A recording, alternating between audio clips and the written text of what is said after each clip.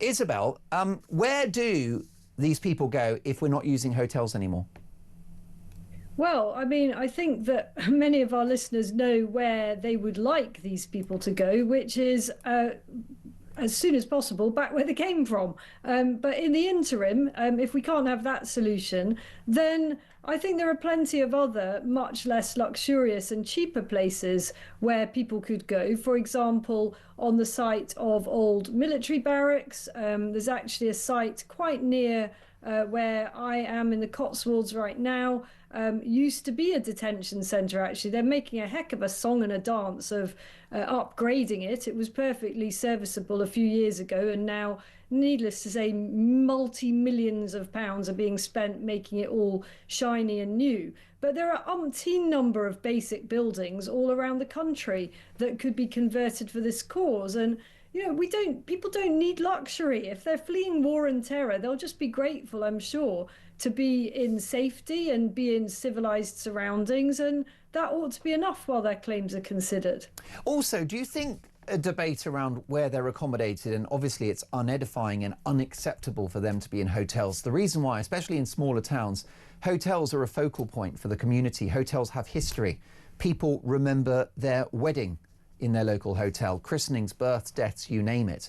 It's a place to go and have afternoon tea with your gran, isn't it? The local hotel is an important, just like the pub is an important fixture of any town. So people have lost that. It affects tourism as well. Very badly in Ireland, by the way. Tourism is being destroyed by migrant hotels. And you want to go to a town like Drogheda, which is where my mother's from, and you can't stay in Drogheda, which is a lovely historic town in Ireland, because it's full of migrant hotels. And, so that's not great, is it? So, but I just wonder, Isabel, is the accommodation of these folk a slight red herring because it's about the supply? Because yes, we can stick people in army bases, but as you said, that's going to cost millions of pounds. They're also going to mostly receive their asylum that they're seeking. 80–90% of them will be allowed to stay in the country. How do we tackle the supply? Because that's the million-dollar question, isn't it?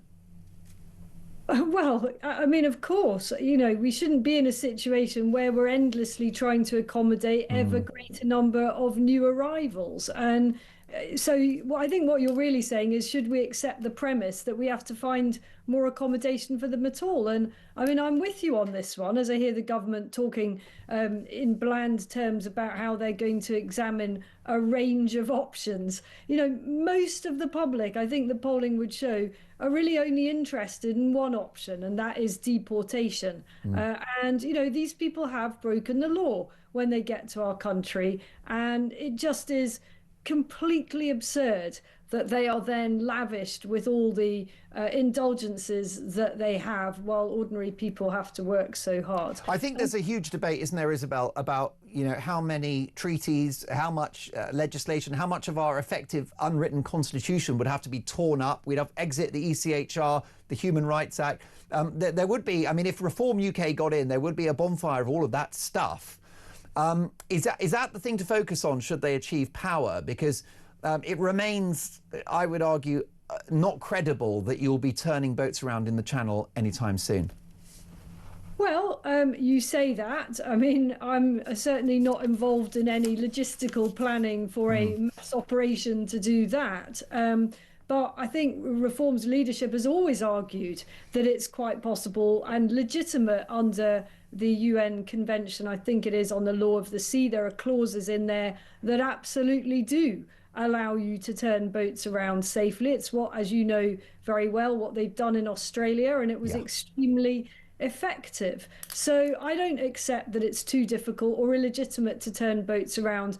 This actually isn't complicated, and it's why it's such a politically dangerous topic for the government, because anyone can see, anyone who's got even the remotest intelligence can see the absurdity of the French literally escorting boats over to the halfway line of the Channel, where they enter British waters and they are handed over to us in what now the people smugglers describe as a taxi service. It is completely absurd. And, I think if I were in charge, for sure, I would not be giving the French a penny more, and I would be getting pretty robust on any kind of agreements we have with them over fishing rights. I'd be getting pretty robust Trump style over tariffs and so on. You know, we've just been utterly lily-livered on all of this. Jason is in Sheffield. Jason, I doubt you're lily-livered on this. No, not pretty much, no. I mean, with the migrant hotels, all they're going to do is bring in emergency legislation through the back door to put a curb on these planning laws so they can keep putting them in. Well, yeah, because of course it's worth pointing out that this is not really the courts being heroic and you know, listening to public opinion about these migrant hotels. It's purely a rather dull bureaucratic issue of the function of the building, isn't it? And what the building's allowed to be used for.